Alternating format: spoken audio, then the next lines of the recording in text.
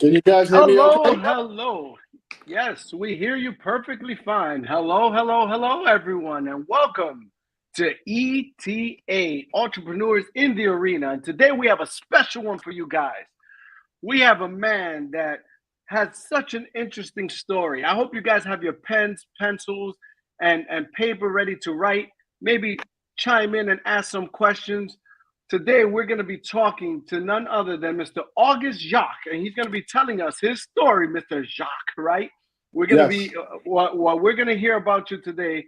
First, let me just make sure we want to make sure that everybody knows what we're doing. We are talking to the man that went from stockbroker to CEO, none other than Mr.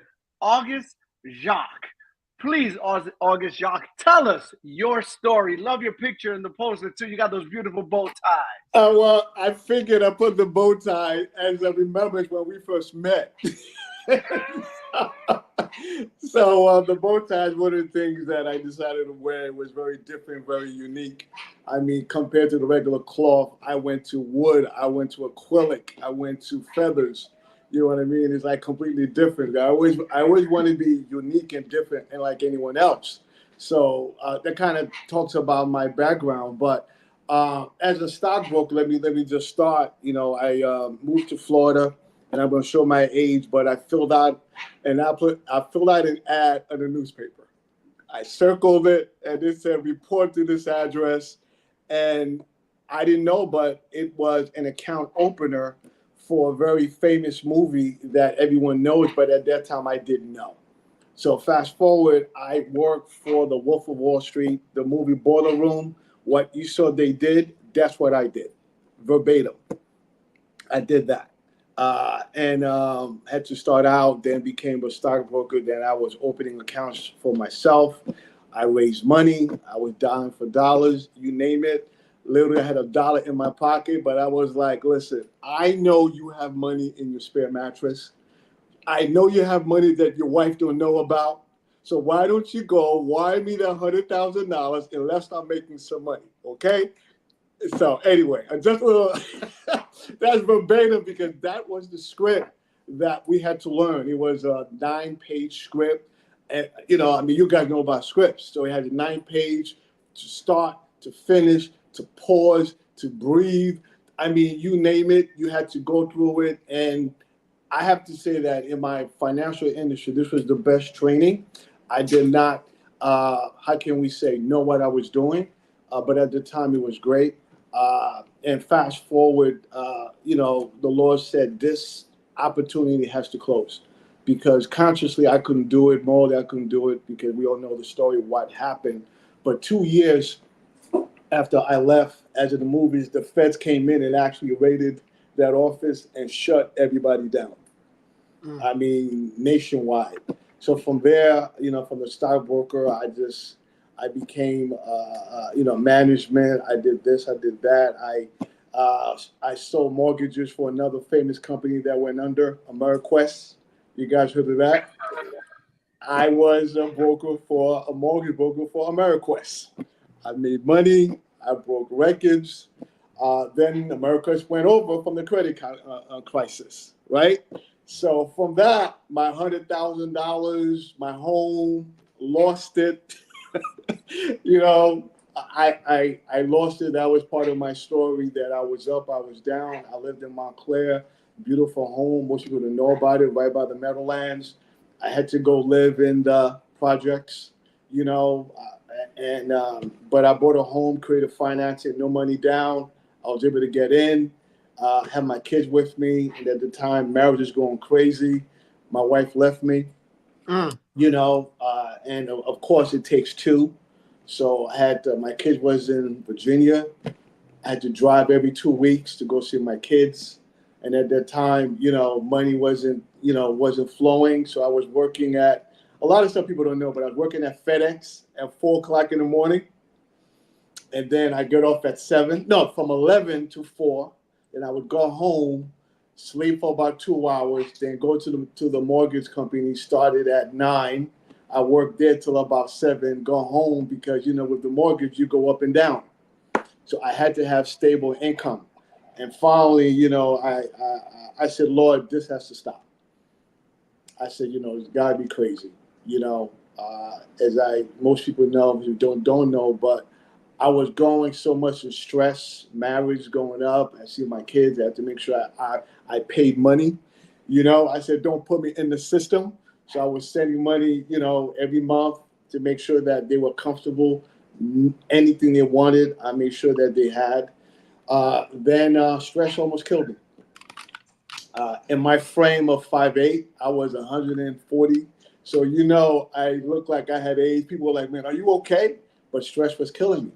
So I just said, Lord, this is it. I broke down. I remember it, 2005, 2006. I said, this is it. And so from that, I just started raising myself back up. I drew a line in the sand. This is it. I wrote a plan. I said, Lord, within 3 months, I need to make $30,000. I need to make this. So the first month I did 7. Next month I did 10. And then the third month I did $30,000. My daughter was with me. I mean, it came in the bank account. I was like, so then I was able to buy myself out of that. And ever since then, it's been going. I went up. Fast forward 2009. I closed down my financial company that I had in Rochelle, New Jersey. I had 2 other partners. We were doing stock. We were doing mortgages, financial counseling. And 2009, I met my wife now, and we moved to Philadelphia. And I started working at Allstate. They had leads. I said insurance, leads. So I worked at Allstate, and it wasn't working right. And I filled out an application with our practice company that we all know about. Started that in 2015. Fast forward 2008, but before that, in 2013, my wife and I was driving back from Jersey, and it was heavy rain, and I heard a commercial for the Bill and Melinda Gates Foundation. Who could come up with the next generation condom? I talked to my wife. I looked at him like, can we do this? I said, this has been around for 400 years. What could we do differently? So then, idea. What if we could change the packaging? So then we started writing everything down. The idea came, what if we could come up with a packaging that would bloom with color to show it has been tampered with? That was the beginning of our first startup. At that time, it was called Baby Blue Brand. So then from there, my wife is a lawyer. She doesn't practice, so she wrote the first draft of the patent. Then we got another party that knows us. Then we found a patent attorney, did the first draft, and fast forward, we have about maybe 10. We have a portfolio of patents. 6 of them have been issued, domestic, and PCT, meaning that's international. So we have patents in Europe,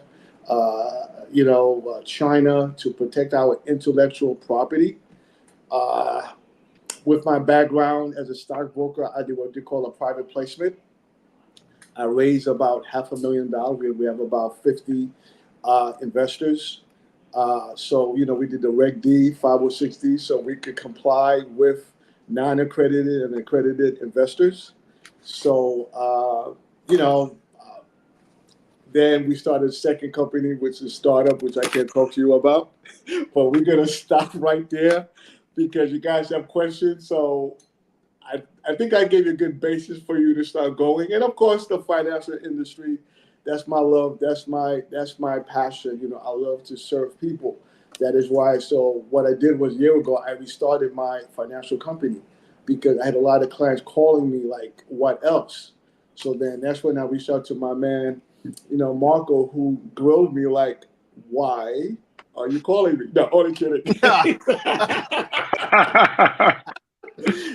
But Marco and I met back in 2015 as at a trip that we won, and we have kept close contact. I've been following his whole financial career, and when I was ready to move on, I called him because I respected what he was doing, and most importantly, the name just stood out to me. the chosen one. I said to him, dude, do you know what that means? Of course you did, but I just wanted to ask. But I'm going to stop right there because, again, the question is going to start coming, and I'm going to answer certain things that I may have eluded but please, questions, I'm all open, and I'll be as transparent as possible, as you know. Hey, man. Hey, wonderful story. Thank you for being here, August, today, man. Hey, can you take it back one notch? Let's go back in time. Let's time travel right quick. Go right ahead. Who were you in school? What type of student were you in school? And when it's a two-part question. And tell us, when did you figure out, you know what, I want to do something different from my life outside of just getting a 9 to 5? Did you know you was going to be an entrepreneur? Did you know that? No. Okay. So when did you figure, who were you in school, and when did you figure out you was different, that you wanted to become an entrepreneur? Dude, I was a class clown. I hated school up until my junior year in high school. I was born in Haiti, and I came here, and I stuttered. I had to overcome that. So imagine, you see the movies, and teacher said, August, what's the answer? You know what I mean? Like, it was like, any day now, just slow down. I couldn't talk because I was embarrassed. Plus, my name August. They made fun of me. What's your mother's name? April. What's your father's name? September. I just sat in the back. You name it. Were you born in August? No. When were you born? April. Why didn't you call you April? You named it. I went through it, and I was very quiet until my junior year. Someone said, "Yo, this is another thing.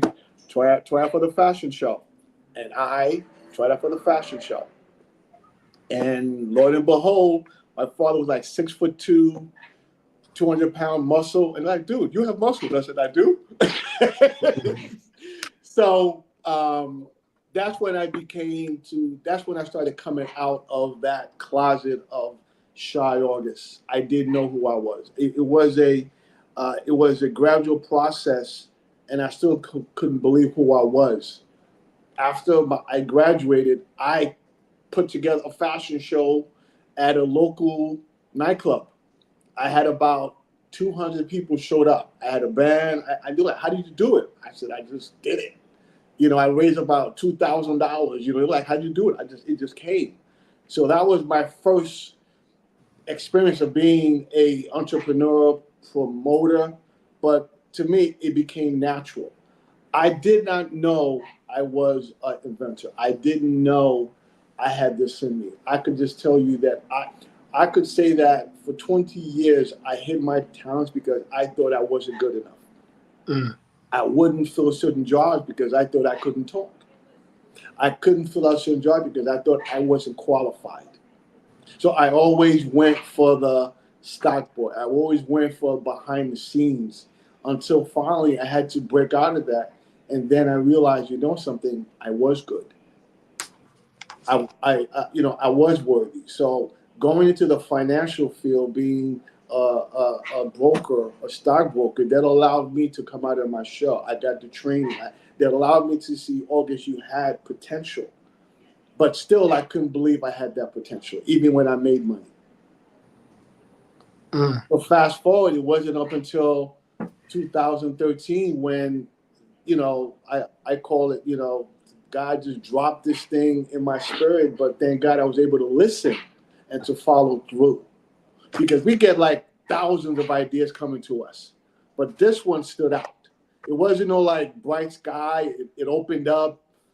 But it was like, it just felt right. And I carried it. And thank God, I have a good woman on my side in front of me, back me up. She said, let's do it. And she had the skill set to enable me. I'm sorry, that's my bird. She had the skill set to allow me to do what I had to do in terms of creatively, financially. But she handled the legal. So the team allowed us to bring this company forward to where we are now. I hope I answered your two-part question.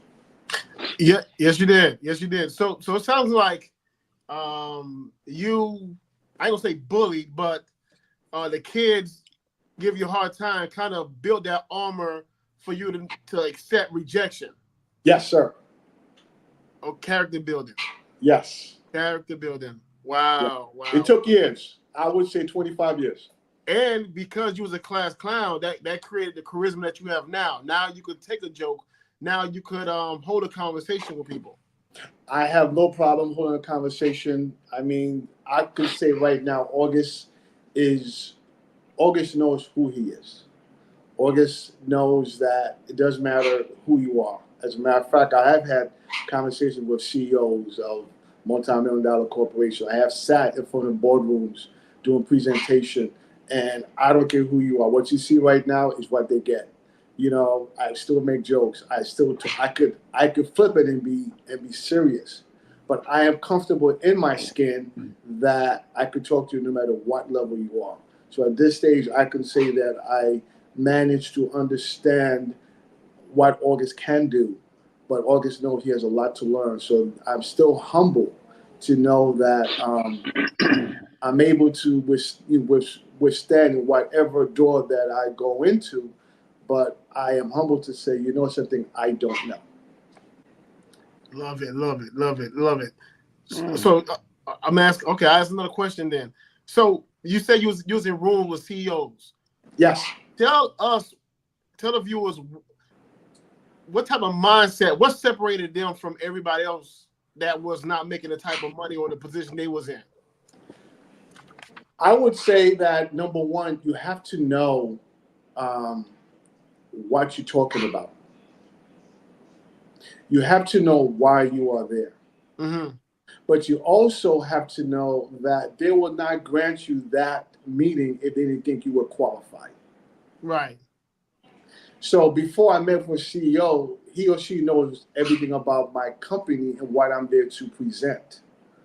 I know what I'm doing. So I also do my research on the CEO. Mm-hmm. Why am I there? What are they looking for? But not only that, I have a team with me. So Right. if I don't know something scientific, I can call my scientist. If I don't know anything legal, I could call my attorney. If I don't know marketing, I could call somebody in marketing. So I am prepared when I go sit in front of somebody, I know what I'm talking about. And I also think about the what if. If I was in their shoes, what are the questions that they'll be asking me? So in a way, I know how it's going to go. But there are the questions that may come up. But if you've been around talking to a lot of people in that arena, some of the questions are the same. So what would you say separated them from the average person, the position, like you was around Jordan Belfort, the Wolf of Yes. Wall Street. What qualities or skills or even mindset separated that type of level person from everybody else, you think? You have to be cocky. Okay. Cocky, Okay. but not arrogant. What's the difference? Break that down. Unpack that like John be saying. Okay. Yeah. Okay. Cocky is when you walk into the room and you're like, nobody can touch me. You don't really care about them. You walk in, you got that swag. It's just like, if you don't look like me, if you're not making six figures, if you're not making $1 million, I didn't need to talk to you. People could sense you are cockiness. But arrogant, cocky, confident, and arrogant. Let me break those down. Arrogant is like you don't give a shit that no one can talk to because you think you're the top dog. Confident is when you know what you know, but at the same time, you know people are going to know that you know that based on the way you carry yourself, how you talk, what you say, the topic you talk about. Immediately, they're going to know this person knows what he's talking about. A BSer could spot another BSer. You could smell it. But people also smell sincerity. Mm-hmm. People also know what you're talking about. Because if I'm talking to you about my field, I must know about my field. I can't fake it. I can tell you what I did one time that I did fake it. I didn't get the job. So, because I thought I said something that I knew he wouldn't ask me, and he asked me, well, tell me about it. The answer was wrong. I never was given a second interview. Then I went home and I researched what I said, and I realized it was wrong. So you got to wonder sometimes why something doesn't happen afterwards, because number one, they sense that you were not truthworthy and you weren't qualified. You were trying to fake it like they wouldn't catch it. Mm. So I do not talk about something that I do not know. That's interesting. You live a quite interesting life, my man. Oh, there's more. There's more. That's a lot. That's a lot. You just covered like about 3 decades of my life, and just godly. I'm gonna tell you so. I'm gonna give you this example, and then you can see where the mindset is.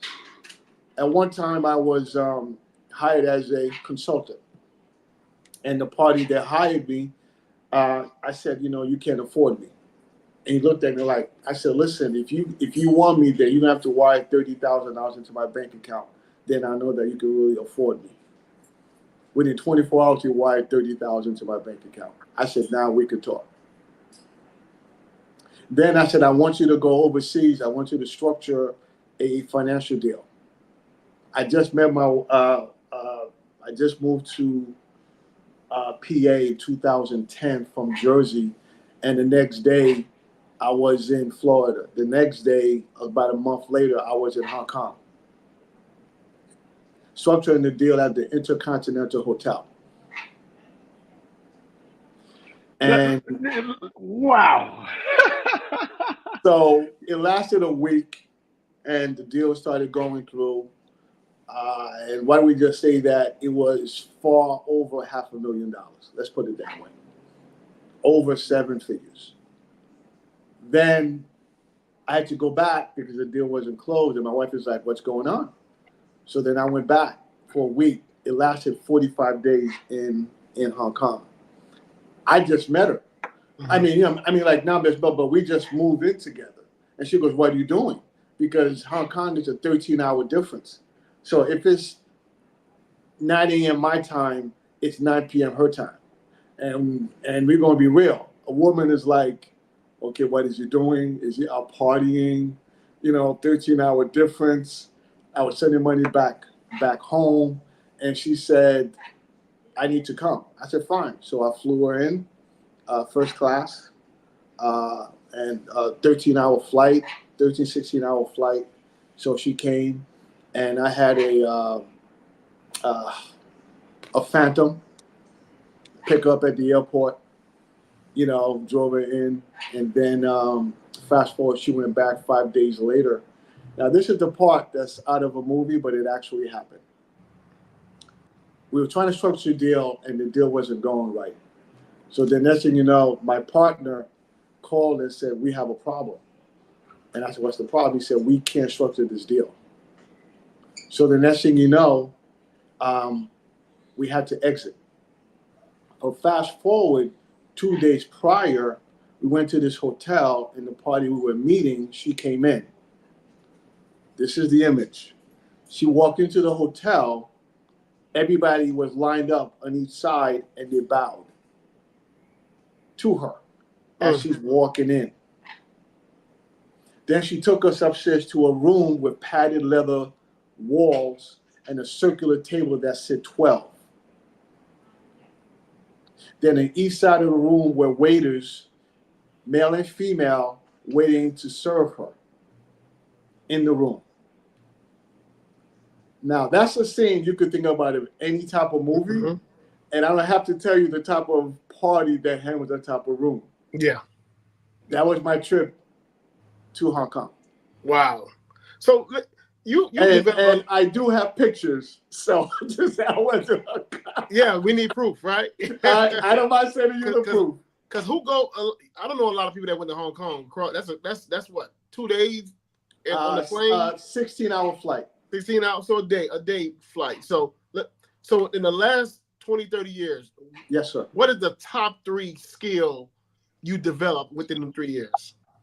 Confidence. Okay. So which one? No, 3 skills. 3. Give me 3. Confidence. The ability to persuade. Uh-huh. and the ability to, this is very loose, sell. Sell. Okay. Now you got to pick only one. You Yes. can't, only one for the next years. Yes. This is your superpower. Which one would it be? Which one would that be? Confidence. Confidence over persuasion and selling. Yes. So Why? which is more important to you? Skill or will? Skill or will? Skill.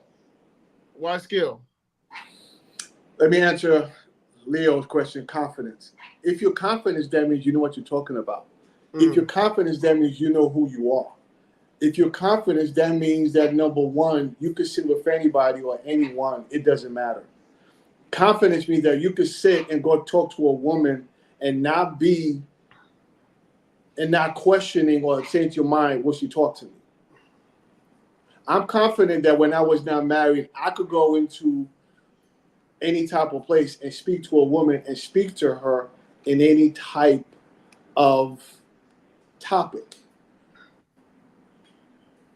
Politics, arts, life. Because if you lived it, it's real. If you say you traveled overseas and you start naming certain places and you got pictures, it's proof. So you must be a well-rounded person to have a conversation with whoever you meet.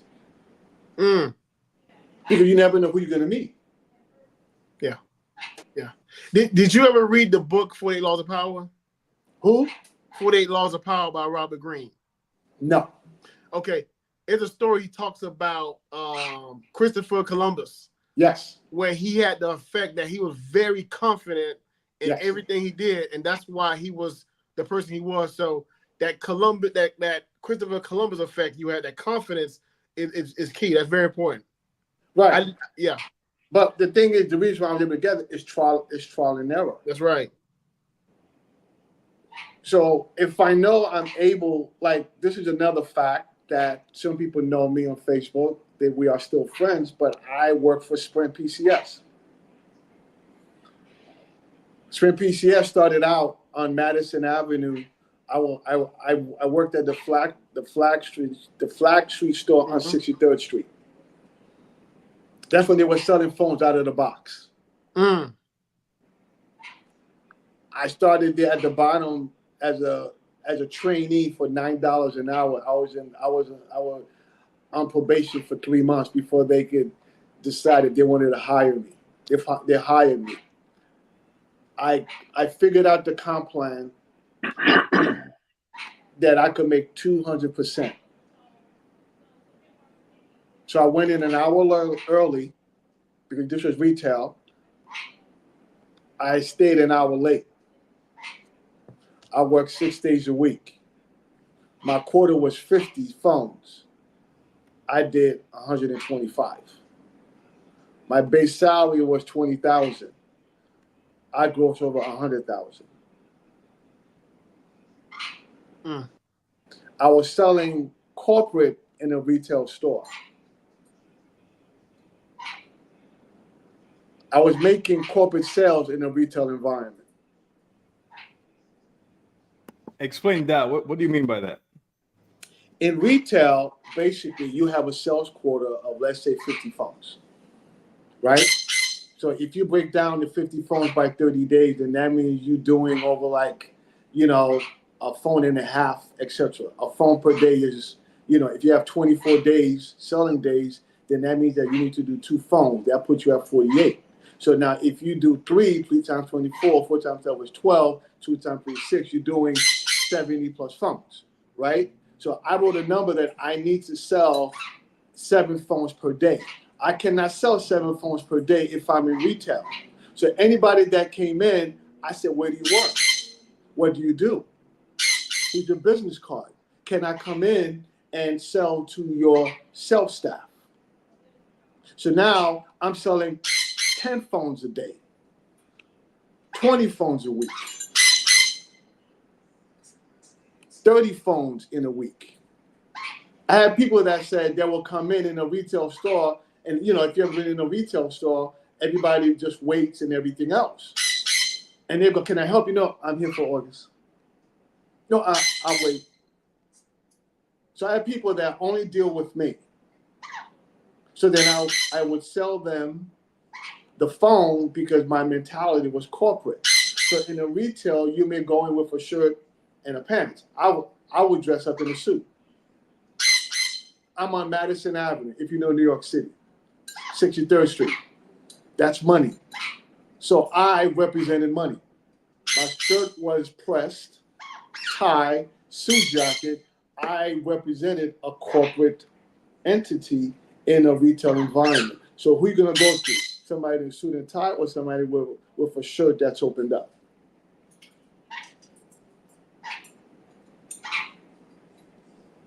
Oh, tie all day, professional. You're more approachable. Trust is there. Absolutely correct. And our mentality was, I'm not selling you just one phone. I need 10 phones for you. Ooh. I need to see who's your sales manager because if you have a corporation, you need to have cell phones. So I'm going to change your entire cell phone by buying Sprint. So you found a need and you found a solution for it. I exploited that need.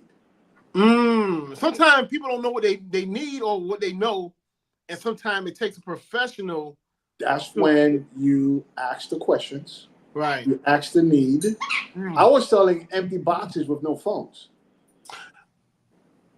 Explain that right there. By the way, full transparency. I had to turn my camera off because Mark started laughing because the bird, right?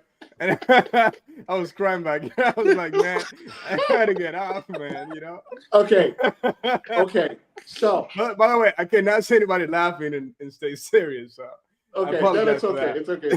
But that bird, man. Okay. Now I'm gonna give you an example today compared to what it was. My people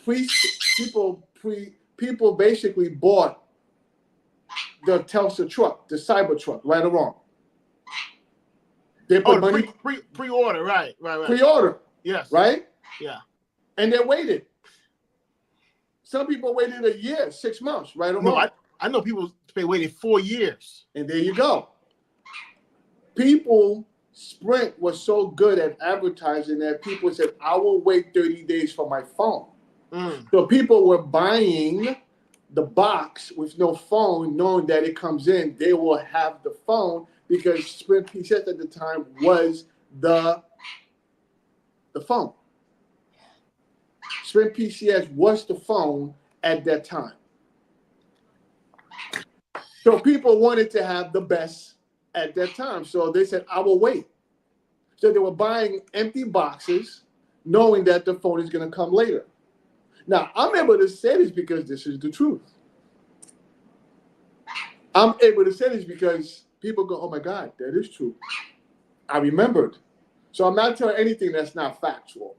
I'm not saying anything that's not true. And again, Leo's like, dude, I don't know. I don't know. So how long did you work over there? How long you worked there? 2 years. Were you able to leverage in that position? No. So you was limited. Want to know why? Why? What happens when you make too much money for more than your managers in a particular environment? Do they like you or do they hate you? Oh, you become a threat. In that structure there, yes, you become a threat. That's all I'm saying. Yeah. And you can read between the lines. Okay. So do you leave on your own terms or what happened there? Due to a situation that I cannot say, even though it's 20 years plus. Why don't we just that's your limitations, man. Come on, man. Let's talk. We're past that. We're past people. I won the company trip. It was called the Pinnacle. I won the Pinnacle, and I got all expense paid to Texas. I went to the Riverwalk. You name it, the same trip that they paid, for the, top dog, top salesperson, et cetera, et cetera. And then I came back, and then I was told that I had to go see HR. So when I go see HR, they said, unfortunately, we have to terminate your employment. I was 2 weeks at my ideal position as a corporate sales from retail. And in 2 weeks, I was brought into HR and my position was terminated. Wow. So wait, so hold on. So you were making more than the managers, Yes. and they let you go internally, regardless of your production. Is that what you're saying? Yes. Wow. I That mean, that is insane. am I saying anything that doesn't happen now? Well, it depends. Okay, so some structures, some people want you to make more money than them. True, but happen when you overshadow your superior. Ego. And what happens when they can't say they made you? Ooh, that's not a good feeling for them if So they have what? the ego. So what must happen to you? Oh, somebody got to go, and it's not them. There you They go. can't find another job. You had to go. Yeah, I get. Okay. Like I said, I'm not saying nothing that doesn't happen now. You're right. And it's still going on. Yeah, it is. So that was a very hard pill to swallow. That basically allowed me to understand the corporate environment. So let me ask you this: that was the last corporate environment you were in? No. Okay, because I'm curious how we got back to, how we got from all the corporate and 9 to 5, as I like to call it, to this CEO entrepreneurship type of move. Well, I brought you back to Sprint PCS to show you how the confidence started to build. I brought you to Sprint to show you the sales process. I brought you back to show the confidence. I brought you there for you to understand what happens when you exploit a comp plan. Oh, okay. And which allowed me Got to start building the confidence as a salesperson that will now help me when you start your own company. So I took every good, bad, and ugly situation. So now when I formed my company, I said this will not happen. I made sure, number one, that I put a team around me that when we have a meeting, it's a round table, as you might say. Board members. Now I do have a board. I do have a board for my company. But the key parties, I said, listen, I could be the CEO, I could be this, but right now, all of us are equal. I want you to know the good, the bad, and the ugly. What would you do? Would you hire this person? Would you fire this person? I mean, I want your input, because I'd rather have 5 people looking at a particular situation and they just go by me and my vision, and now they must follow. I do not want followers in anything that I do. So I'm gonna play devil's advocate. You don't think Sure. the best leaders were followers? I think the best leaders is the one that set a vision and and put people around him or her that will complement him or her and are not yes people. I want people that's going to bring that's an asset. I want people that see themselves in that vision. I want people that say if the company prosper, they prosper. That's why everybody that's in everybody that I work with, they have equity stake in the company. That is one of the philosophy that I got from Dave Ramsey, Entre Leadership, his book. Dave Ramsey talk about everyone in his company has an equity stake. Every department has a quota. If they meet that quota, they get a percentage of the equity in terms of revenue from the company. So which means they have an incentive to do well. The whole department benefits because the whole department has exceeded their quota. So if you laid out a comp plan for each department and they must meet it, are they going to work better? Absolutely. They know that it's not just the manager or the CEO that's making money. So you mean if I contribute to that, not only am I getting my salary, but I'm also getting a bonus. And the bonus is quantifiable based on the production of each one, so they know what they're going to make. There's no hide the monkey, or we didn't meet this, so you can't get that. So if you know, if I do this and I get it, aren't you going to work harder to meet that goal, to meet that sales goal? Absolutely. So I took that part and other books. I make sure that when we structure our company, that is the reflection that they have. That is what they see. That's what they know, that they have the opportunity to participate in. And we have shareholders, so I have to report to my shareholders. What's going on? Where's the money? What's taking so long? So my phone blows with shareholder questions, patent attorneys, lawyers, infringement, and I'm transparent. Every one of my shareholders have my phone number, along with my financial clients. So with everything you do now, Yes, sir.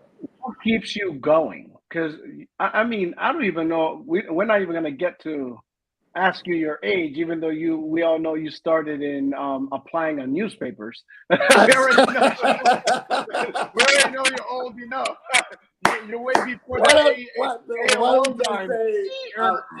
Way before that. I am over 50. So where are we now that keeps you going? And as far as all the companies and businesses you're part of, where's your energy? How do you keep your energy? And where's your focus on right now? Because it's interesting. You've gone through all these different experiences. You could probably, if you're probably not already doing it, you could probably write a book. I am writing a book. Mark, we spoke about that. Guys, I'm not a mind reader. But believe it or not, my foundation comes from my parents. Where are you from, by the way? A lot of people Haiti. I know that. Haiti. Oh, yeah. So passe. Naboule. So my foundation comes from my parents. My parents came here, in the early 60s. A little part, that when I was born, my uncle raised me. I did not know my parents when I was born. I didn't know my parents until I was 6 years old. When I moved to the U.S., I thought my uncle was my father. But they came here, and through the years, they had a laundromat. They had real estate. They were working. So from the time I was born to when I became an adult, all I saw was entrepreneurship. All I saw was you work, and then you go to your business. My mother worked from like 3 to 7. 3 to 12. So in the morning, she would go to the laundromat. Right? So they had rotating shift that it overlaps. So when I would come from high school, I didn't hang out. I worked at the laundromat, right? So for me, it's always a legacy play. Legacy. I truly believe, I live certain scriptures in the Bible that you must live, your legacy for generations. That is something to me is utmost important, that I'm setting a legacy, a foundation. I have read many books that I basically am following the tools from the Rockefellers. I'm following the tools from the Vanderbilt. Not the Vanderbilt because they lost money. So we're going to just skip them because they got erased because of poor management. And the Rockefellers, if you look at any name that has stood out over 3, 10, or 20 generations, because they have set a legacy plan, a foundation. Some people may not know this term, a family office. A family office, basically, to kind of give you a quick analysis, is Batman's Alfred. Alfred handles what? Everything for Batman. Mm-hmm. A family office is you have a manager that manage everything. The family office has one manager that handles the finances, that handles the business, that handles everything. And they hire different parties, but he's in charge. You set a legacy play that you set up a generational wealth system that none of your children were able to dissolve the family office.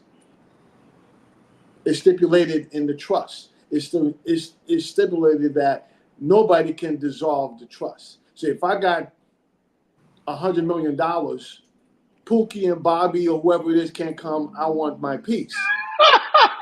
Do y'all know how powerful that is? That means not one successor could take control. They cannot. Trust is the successor. The legacy is the successor. So then now, oh wow, that's powerful. So we structured this 5 years ago because we knew somebody that was a minister of a finance minister from one country, which I met, and he started teaching me about family office back in 2007.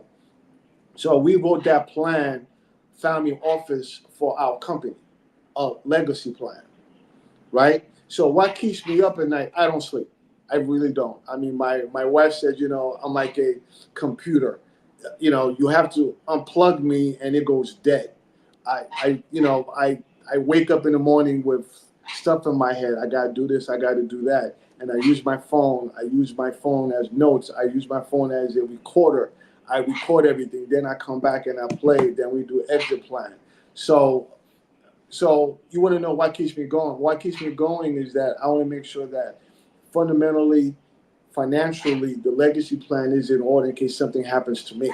In case tomorrow I pass away, my wife knows what to do. In case something happens to my wife, there's somebody else that's in charge that knows what to do. So we're not going to end up like Prince. We're not going to end up like Aretha Franklin, where now we have to go to the courts. We're not going to have probate, that now the courts are involved now to decipher and to take a percentage of where they're going to get, and that takes 2 to 3 years. And the more money you have, the more you're going to lose because they're going to chop it up. That's what keeps me up at night. Now, the second part to that question, what are you doing now as far as career-wise? Like, where's your focus on your career? Like, where are you? Because it's not sprint. Listen, right now, I also follow the principle that it says in the Bible that you must have 7 streams of income. There is a scripture about 7 ways. No, I can't quote the scripture, but it's talking about 7 streams of income. So basically, right now, I have 5. I have 5 streams of income that I have put into place. Two of my startups, the real estate, the financial company, and then there's one more which I can't say now. So I need 2 more because it also states that you don't know what tomorrow brings. So by the financial, I am rebuilding that. That's the insurance. That's the IULs. I am building that up. The startups, that is a legacy plan that will yield royalties, that will yield dividends, passive income, if you might say.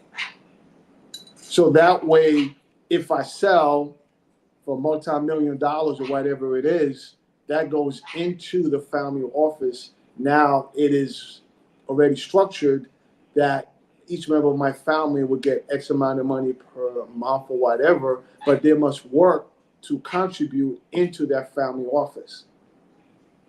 So if they start a business, a percentage of that business must go back into the family office. Explain that part one more time. So someone in the family starts a business. Explain that part for those of us that didn't get it. If you start a business right now, and let's say it's very successful, right? And you're making, it doesn't matter, $4 or $5 million, right? And you say to yourself, if I were to sell, the company, the way that it works is that certain companies get 3-time earnings, right? So 3-time earnings, so if you're making 5 3 times, then you can sell your company for 15, right? That's a formula that is set that, 3 times, 5 times, multiples. The EBITDA, right? Yeah. No, not EBITDA. It's a formula that they will, put it this way, insurance. When you sell if you were to sell your company now, there's a formula that they times it and then your net profit times 27 to 15. That's your EBITDA, right? Okay, there you go. So I call it 7 times earnings. So if you have $15 million right now, you have to have a financial team. What are you going to do with that $15 million? You can't put it in the bank. So now you got to say to yourself, how am I going to structure that? What am I going to live on? Right? Then if you have children, you now have to structure that $15 million so your children don't evaporate it because they want to go out and buy a Lamborghini. So you have to have good, sound financial team to say, this is where you put your money. This is where you invest. It always have to be an appreciating asset. Real estate. So now you must have a portfolio. So when you set a portfolio, your money's making money. It's never sitting still. So when you have that multi-million dollars, you can't look at it like, I'm going to put it in the bank and get 7%. How's that money going to make money? How are you going to protect that money from, if you have 5 kids, 2 of them are sound, and 3 are going to say, I want my percentage. So when you divide that, you have now diluted the earning power if you compound everything together.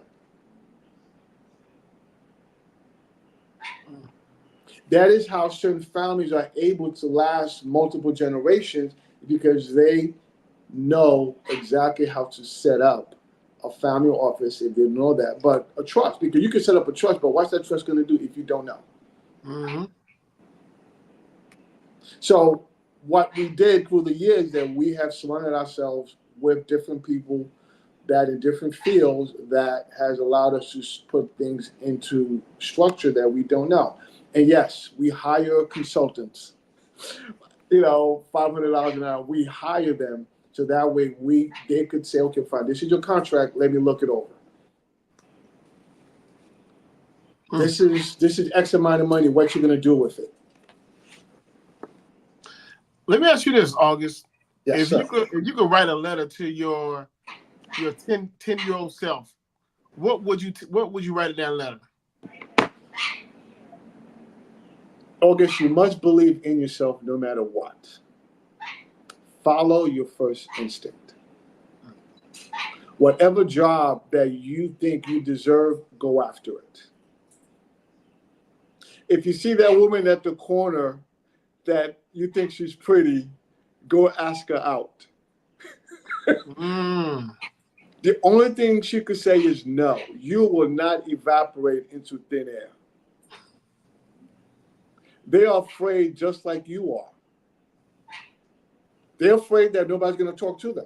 Do you know a beautiful woman is afraid that nobody will come to her because she is pretty? And a woman, if I may say, is not so pretty, she's great for somebody to come and talk to her. Right? But these are all the things that I would write. And also, I would say to myself, read as many books as possible, but apply what you read. Travel. Learn different cultures so you understand different cultures, different nationalities. When you work with an Asian, it's different than if you work with a Russian. When you work with an American, it's different if you work with somebody from Southern America. What do you mean by that? Well, culturally, we had a meeting about 2 weeks ago that we had somebody from overseas. Now, if you have a business meeting, who picks up the check?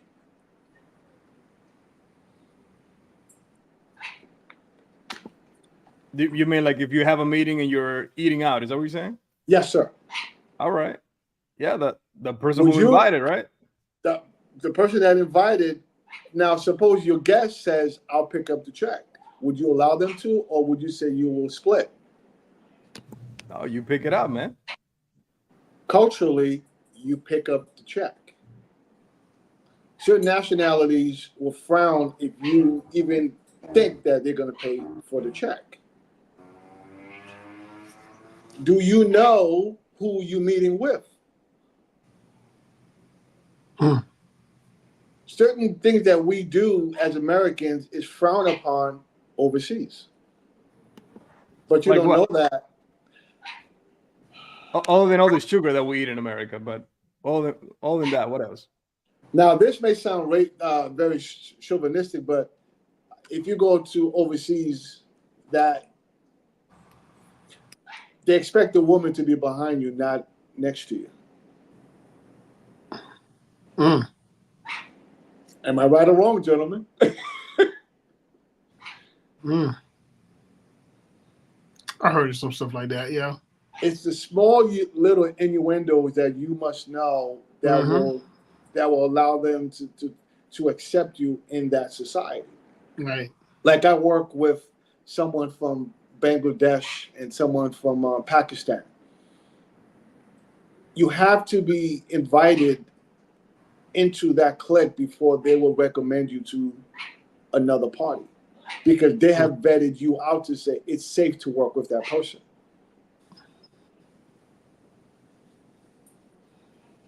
Mm-hmm. Jewish community, that's a different, that's a different world. Yeah. Mm-hmm. Yeah, I know people that are Spanish that became Jewish just to get in the community. Absolutely correct. Yeah. There's certain, like, have I been to a mosque? Yes. Have I been to one of the prayers? Yes. But do y'all know why they want to be in that community? Excuse me? Do y'all know why they want to be in that community? Wealth. They want to be around and part of the wealth. They circulate their money more, no? Between themselves. That is why certain nationalities will stay the way they are, because they don't understand the power of unity. Why is it that the Russians, the Chinese, the Muslim, where you go around, they have big churches, they have big buildings, and they could invest in, because they know the power of working together. Like, unfortunately, my skin color is dark because I got a tan. But if four of us got together right now and building a corporation, are we mentally stable to say, you know something, we're going to help Mark build his business? And in 2 years, when Mark reaches $1 million, then Mark is going to come back and say, August, I'm going to help you build your business to $1 million. Then when I'm there, I'm going to help Leo build his business for $1 million. Then I'm going to help John. Are you going to say, all right, I got mine, thank you? Yeah. Mm. In certain cultures, one makes it, then they help the other one makes it, and so on. So now, 7 parties that started as one, they have 7 different entities, 7 businesses, and now they all work, if I'm going to use the term very loosely, they all work as a syndicate, protecting each other. So do you think they live by certain principles to allow that to happen? Yes, sir. It's principles that's been ingrained in them from birth, because they see it. That's what I think the people want to adapt and learn. They want to learn. Once you learn somebody's principles, it's not easy, but it's a smoother transition to think and do what they do. Yeah. Now, how many black businesses do you know that you could say they all got together and raised each one of them up? I can't think of none right now. No. Give me some time. Let me go Google some stuff. I'll get an answer. But right now I don't have an answer. Go ahead. But that's my point. I read this. This gentleman, he's a corner store pharmacist. So he went overseas. And he went overseas and met the party that started their Y Yakuza. And somebody allowed him to go meet them because they wanted to do business. And when he went into the compound, everybody was dressed up. Everybody was stationed. Everybody's like, I think you know where I'm going, right? And next thing you know, the gentleman started talking to him, and he said, you guys are innovators. You create music. You create styles. You create everything. And everybody follow you. But the one thing that you do not have is unity. Uh-huh. Mm-hmm. And why is that? I'm gonna give you a perfect analogy that when we were hiring an attorney for our company, corporate attorney, we wanted to hire we wanted to give back. Right. So we interviewed maybe about 5 different corporate attorneys. 3 was our complexion, and 2, was lighter complexion. And would you believe the 3 darker suntan complexion wouldn't work with us? You want to know why? Why? We were not a major corporation that he could use to build up and become partner. He did not want to work with somebody that was starting. They want somebody established. Now you say to yourself, hey, that makes sense. He needs someone that he could build hours. But why if you started with somebody that is starting and now you guys grow? So we were shut down because we did not meet the mark. We wasn't the picture that he or she wanted as a client. Optics, huh? Optics. Optics. That is amazing, man. So to land this puppy here, right? What are some words you would say for someone that may be working the corporate world that they might feel in their heart that they don't belong there, right? Yes. Because let's be real, there's some people that we need them in the corporate world. There's some people Yes. that we need to serve our food through a window. Yes. Right? There's nothing wrong with that. Yes. Right? Everybody has their own calling. But for those that are working a job that they feel is a dead end for them, yes, you know it in your spirit when you know you're not meant to be there. yes, right? You could just feel it. You're uncomfortable. You're not happy. You're not satisfied. It's not your passion. You're not doing it. yes, But for those people that would like to transition from doing something just to pay the bills yes, and responsibility, which again, there's nothing wrong with that, but they know that they got something better and they want to find their passion to become a CEO, right? Yes. To take back their time. What would be a short recommendation you would recommend for those people? Now, we heard this so many times that it becomes a cliche. It's to the point that we hear it so much, it's like, walking outside and cars passing by. We see it, like if we see 3 or 4 Lamborghinis down in Brickell, what's the big deal, right? One, you see them all, right? We become numb. But the cliche is work the job you have right now to pay the bills. My wife and I call it called delayed satisfaction. Do not buy that $300 pair of sneakers. Don't go and buy that gold chain that you want to show you have money. Delayed gratification means that you are working that job to pay your bills, but you also now, after you give that job your time, now you sacrifice those hours after work to write your plan, to perfect your craft, and then go out and now sharing what you are doing. Because how is anybody going to help you if they don't know what you are doing? But you must be wise in what you say and what you share. But you must have a drive to say, this is my full-time job. I have a family. And then after that, I'm going to go to sleep till 1, 2 o'clock in the morning, but I'm working on my business. What is your plan? SBA have free mentors. Have you contacted the SBA that will have mentors that will mentor you in every subject out there free?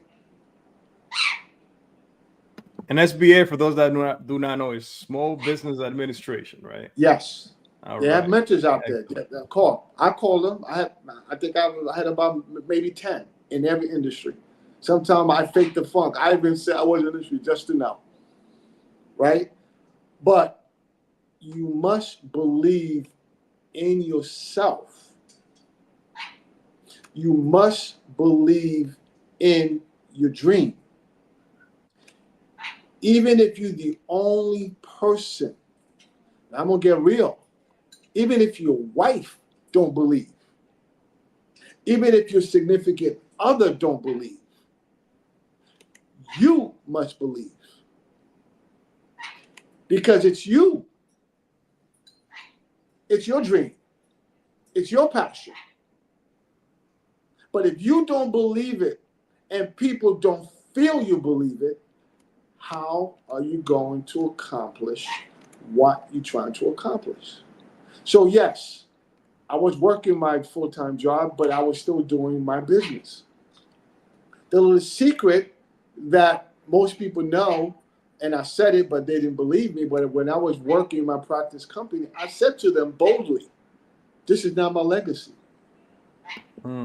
This is not my final stop. I use the insurance industry because it gave me mobility.